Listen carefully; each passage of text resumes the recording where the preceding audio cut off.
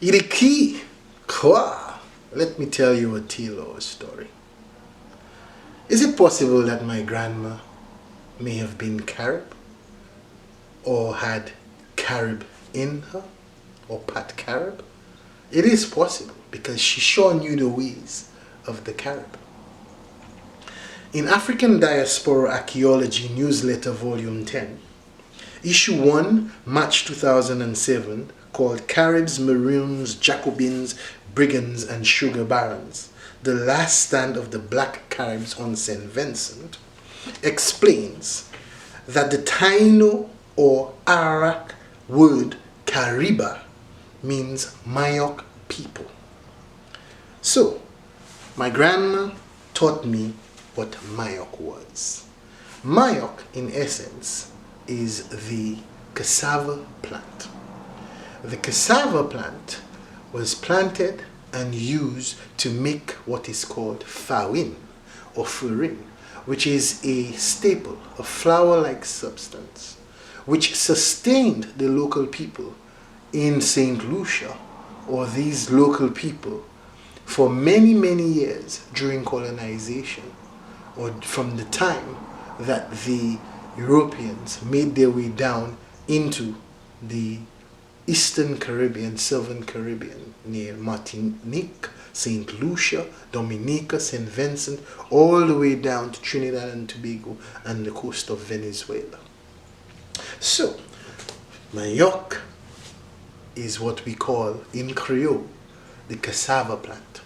So the cassava plant is planted at the appropriate time or season. Sometimes they used to use slash and burn methods to prepare the soil. That is usually during the hot season or the summer season when the grasses were dry enough. So the manioc is planted. I have witnessed the planting of that manioc.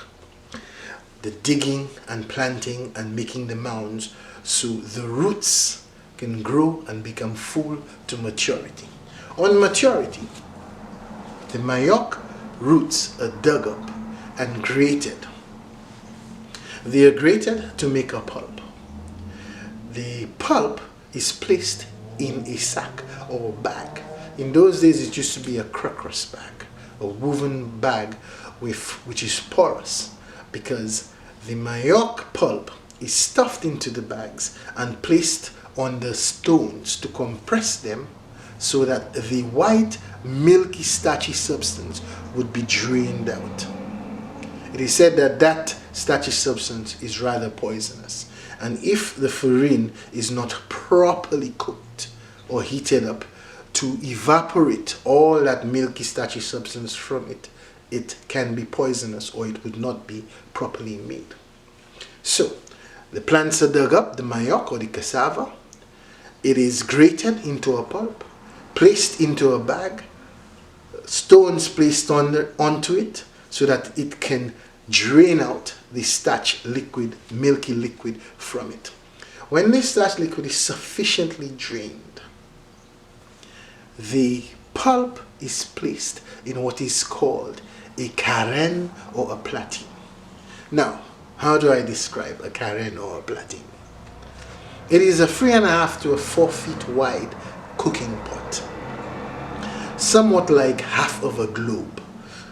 Imagine a globe cut in half, about 3.5 feet to 4 feet wide, placed on 3 huge stones with logs of fire placed under it with blazing fire.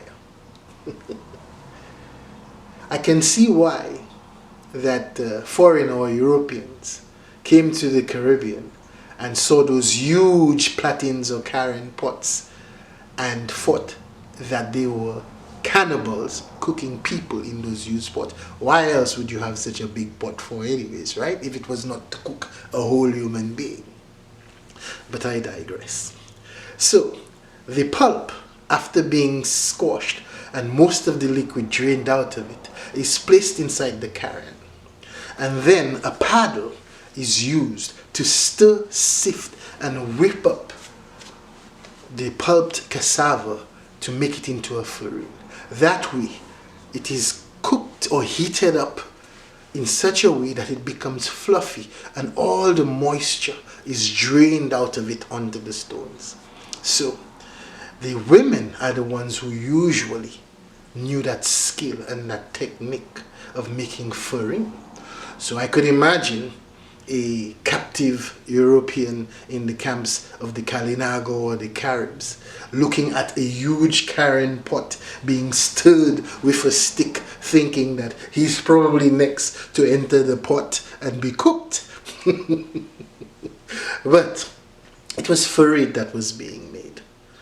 So it makes me think, if visitors had come to the Caribbean and saw that the Caribs were already using, through their culture, a root to make a staple, a farine, a flour in essence, which they made cakes with honey, which lasted throughout the season, or they used the farine by adding milk or honey to it, or using it with a gravy or a sauce, coconut milk would be added, and that would be kind of a food or a staple for the people. There are some interesting facts about the making of farine from Manioc. It's that there are many different cultures straight from Brazil all the way up to Puerto Rico who understand about cassava and Manioc in some forms.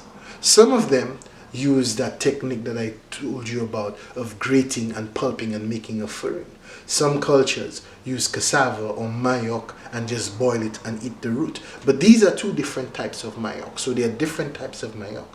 There are Manioc that is just edible, or cassava plants, roots that are edible by just boiling.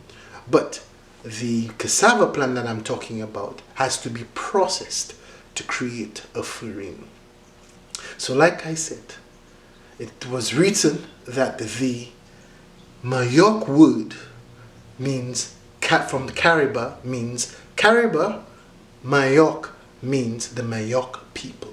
The word Carib means the Manioc people. So I understand how my grandmother and them made farine from what we called Manioc. And that platine, or the carron, the huge 3.5 feet pot, is a rather interesting device. I wonder, was it always a carron cast iron pot, which is a platine? The carron is a cast iron pot that the farine is sifted and stirred and made and dried up in. Was that cast iron pot already present when Europeans came down in 1492?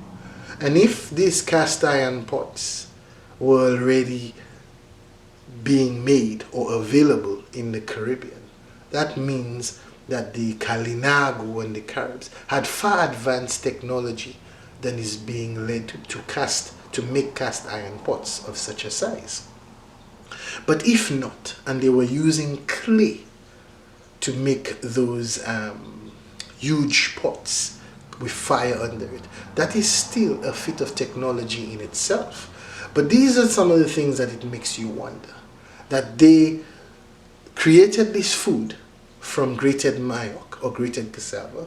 They used technology, huge pots, and sifted it and made a staple, Manioc.